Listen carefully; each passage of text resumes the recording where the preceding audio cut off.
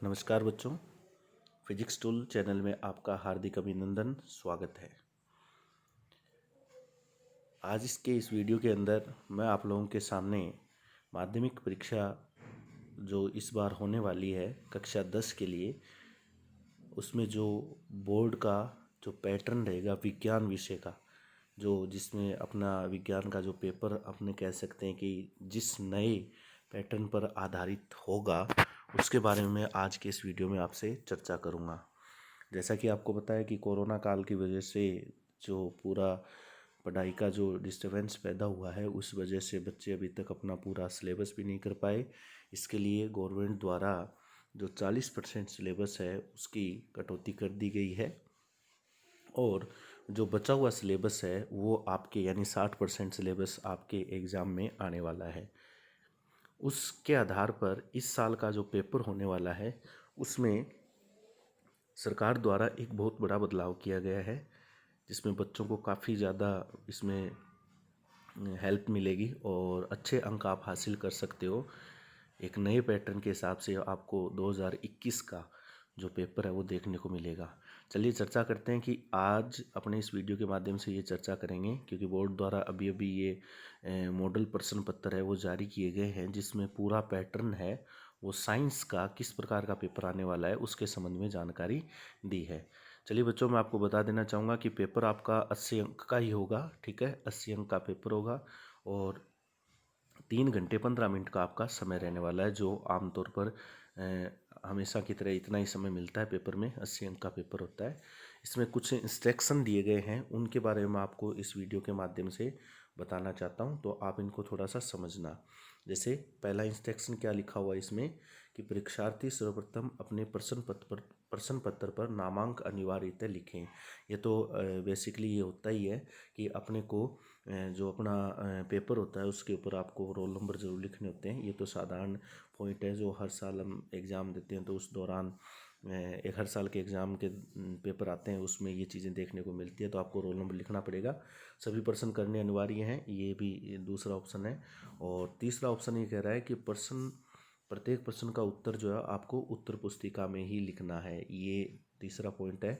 ठीक है, यानी इधर उधर आपको आंसर नहीं लिखना है, जो आपको आंसर शीट दी गई है उसी में आपको प्रत्येक प्रश्न का आंसर देना है। ठीक है, चलिए उसके बाद में एक जो नेक्स्ट जो पॉइंट है उसके बारे में थोड़ी सी हम चर्चा करते हैं। जो चौथा पॉइंट इसमें लिखा हुआ है कि जिन प्रश्नों के अंदर आंतरिक खंड है उन सभी के उत्तर एक साथ लिखने हैं। जी हाँ, ये कॉलम थोड़ा सा आपको बच्चों समझना है। चौथा जो कॉलम है इसके बारे में मैं थोड़ी सी चर्चा आपसे करूँगा। इसके बारे में थोड़ा सा ध्यान देना कि आपको इस बार अपने पेपर के अंदर कुछ अतिरिक्त विकल्प के क्वेश्चन देखने को मिलेंगे।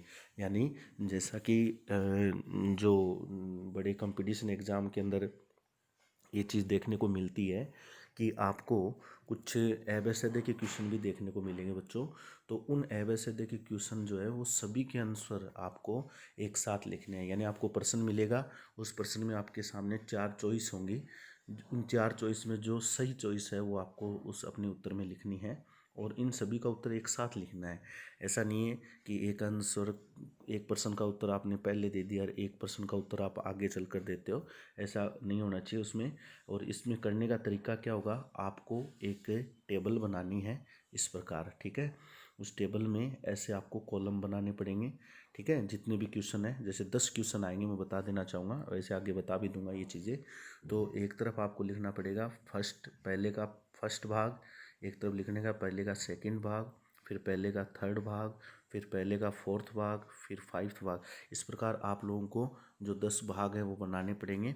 अब पहले भाग के अंदर जो अगर ए आंसर सही है तो आपको ए लिखना पड़ेगा, दूसरे में बी सही है तो आपको बी लिखना पड़ेगा, तीसरे में अगर सी सही है तो आपको सी लिखना पड़ेगा, चौथे में अगर डी सही है तो आपको डी लिखना पड़ेगा।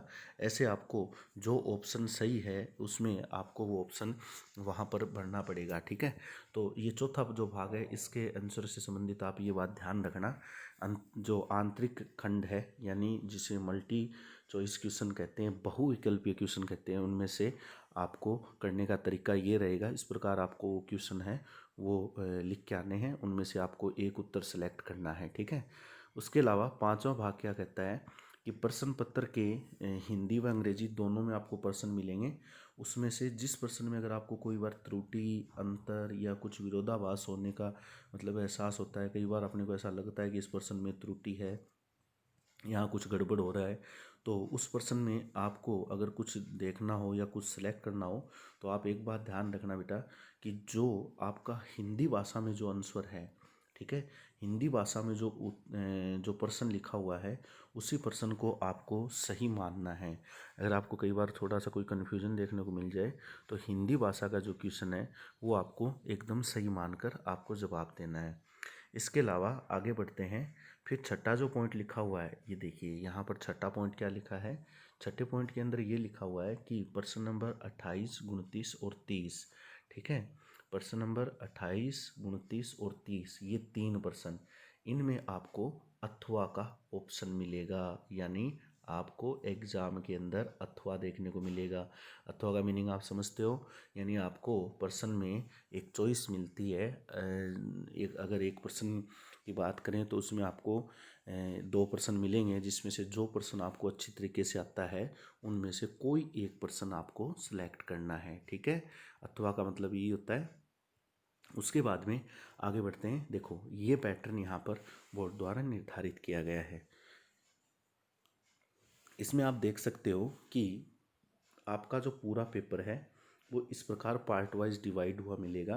Part A, part B, part C, part D, part E, ठीक है, यानी टोटल 5 भागों में आपका पेपर बंटा हुआ मिलेगा। देखिए बच्चों, आपको प्रत्येक भाग का उत्तर एक साथ लिखना है। मतलब जैसे अगर आप पार्ट ए यानी पहला पार्ट अगर आप कंप्लीट कर रहे हो तो पार्ट ए का आंसर आपको एक साथ देना है, ठीक है। उसके बाद पार्ट बी का उत्तर आपको लिखना है। पार्ट बी में जितने भी क्वेश्चन हैं उन सभी क्वेश्चन के आंसर आपको एक साथ नोट करके देने हैं, ठीक है। ऐसा नहीं है कि पहला पार्ट बी में कुछ क्वेश्चन है फिर आपने डायरेक्ट पार्ट सी के 1-2 प्रश्न कर दिए, फिर पार्ट डी के 1-2 प्रश्न कर दिए, ऐसा नहीं करना आपको। प्रत्येक पार्ट का पार्ट वाइज आपको आंसर देना है बेटा। उसके बाद आपको बताना चाहूँगा कि जो आपका पहला पार्ट है उस पहले पार्ट के अंदर आपको पहले क्वेश्चन से लेकर 11वें क्वेश्चन तक, यानी 1 से लेकर 11 क्वेश्चन, ये टोटल वैसे बात करें तो 1 से 11 क्वेश्चन यहाँ पर देखें तो यहाँ टोटल प्रश्न बनेंगे आपके इसमें 20। वैसे तो 11 प्रश्न बनते हैं लेकिन 20 कैसे बनेंगे वो सुनो। क्योंकि जो पहला प्रश्न है उस पहले प्रश्न में आपको 10 प्रश्न, छोटे छोटे प्रश्न मिलेंगे जिनमें आपको ए ब स द के रूप में उत्तर देना है या ABCD के रूप में आपको आंसर लिखना है। जैसा कि अभी मैंने ऊपर बताया था आपको चौथे भाग के अंदर कि आपको आंतरिक विकल्प देखने को मिलेगा, जिसमें से जो विकल्प सही है उस विकल्प को आपको सेलेक्ट करके आपका आंसर देना है। तो पहले प्रश्न के अंदर 10 छोटे छोटे प्रश्न मिलेंगे जिसमें आपको ABCD के रूप में उत्तर देना है। तो 10 क्वेश्चन ये हो गए और 2 से 11 फिर 10 ये बच गए, तो टोटल क्वेश्चन संख्या कितनी हो गई? 20 हो गई। इसमें से प्रत्येक 20 क्वेश्चन में से प्रत्येक क्वेश्चन 1 नंबर का होगा, इसलिए टोटल ये जो अंक है आपके 20 नंबर के हो जाएंगे, ठीक है। अब आगे बढ़ते हैं। दूसरा भाग, दूसरा भाग आपका शुरू होगा क्वेश्चन नंबर 12 से, ठीक है। दूसरा जो भाग है वो आपका क्वेश्चन नंबर 12 से स्टार्ट होगा और इस भाग के अंदर आप लोगों को 8 प्रश्न देखने को मिलेंगे। यहाँ थोड़ा सा आप लोग ध्यान देना, ठीक है। 12वें क्वेश्चन से लेकर आपको 8 जो प्रश्न हैं, ठीक है, यानी 12वां, 13वां, 14वां, 15वां, 16वां, 17वां, 18वां और 19वां, यानी यहाँ तक आपके 19 क्वेश्चन हो जाएंगे। 19 क्वेश्चन तक यानी टोटल 8 प्रश्न मिलेंगे। इनमें से प्रत्येक प्रश्न आपका 2 अंक का रहने वाला है, यानी टोटल 16 नंबर का अंक भार आपको इन प्रश्नों में देखने को मिलेगा। उसके बाद 20वें क्वेश्चन से लेकर, ठीक है, यानी ये जो दूसरा पार्ट है ना, ये दूसरा पार्ट दूसरे भाग के अंदर जो पार्ट बी है उस पार्ट बी के अंदर आपको क्वेश्चन कहाँ से कहाँ तक मिलेंगे? पार्ट बी के अंदर आपको क्वेश्चन मिलेंगे, वो स्टार्ट होगा बेटा 12वें से लेकर, क्वेश्चन 12वें से लेकर 19वां जो क्वेश्चन है वहाँ तक आपका पार्ट बी चलेगा, ठीक है। ये पार्ट बी है। प्रत्येक क्वेश्चन आपका 2 अंक का रहने वाला है। इस प्रकार आपको इसमें 16 अंक आपको इसमें प्राप्त हो सकते हैं। फिर मैं पार्ट सी की बात करूं, पार्ट सी अपना स्टार्ट होगा 20वें क्वेश्चन से, ठीक है। 20वें क्वेश्चन से पार्ट सी स्टार्ट होगा और इस पार्ट में आपको टोटल क्वेश्चन मिलेंगे 4, यानी 20, 21, 22 और 23, यानी आपको टोटल 4 क्वेश्चन मिलेंगे 23वें क्वेश्चन तक। ये टोटल क्वेश्चन आपको प्रत्येक प्रश्न जो है वो 4 अंक का होने वाला है। इस प्रकार सी पार्ट में ये जो चारों प्रश्न है वो आपको 16 नंबर दिलवा सकते हैं। ठीक है बेटा। उसके बाद आगे बढ़ते हैं, हम पार्ट डी की बात करते हैं। जो पार्ट डी आपका इस पेपर में होने वाला है वो पार्ट डी आपका स्टार्ट होगा कौन से प्रश्न से? प्रश्न नंबर 24 से। ठीक है। और इस पार्ट डी के अंदर आप देख सकते हो, इस पार्ट डी के अंदर आपको सिर्फ 2 क्वेश्चन देखने को मिलेंगे, ये ध्यान रखना। यानी पार्ट डी में जो प्रश्न होगा वो 24वां और 25वां, ये 2 ही प्रश्न इसके अंदर होंगे। और इस पार्ट डी में ये दोनों प्रश्न जो है वो प्रत्येक प्रश्न 5 अंक का होने वाला है। ठीक है। इसमें प्रत्येक प्रश्न कितने अंक का होगा? 5 अंक का होगा। इस प्रकार ये जो पार्ट डी है वो आपको 10 नंबर दिला सकता है। ठीक है। अब बात करता हूँ मैं नेक्स्ट पॉइंट की, जो अपना पार्ट ई है। ई पार्ट के अंदर आपको 3 क्वेश्चन देखने को मिलेंगे, प्रत्येक क्वेश्चन 6 नंबर का होगा। यानी ई पार्ट अपना कहाँ से स्टार्ट होगा?